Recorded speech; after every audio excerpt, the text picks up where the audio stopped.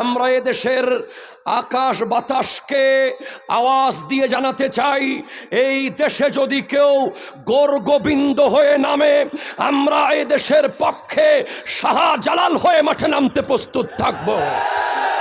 এই দেশে যদি কেউ ইয়াজিদ হয়ে মাঠে নামে, আমরা হোসেন হয়ে মাঠে নেমে যাব।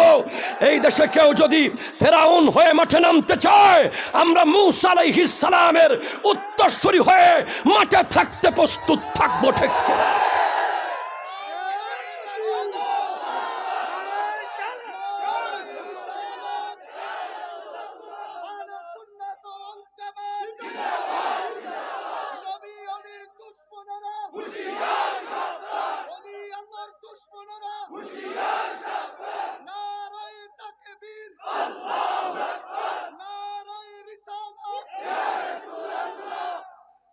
আমি এই বিষয়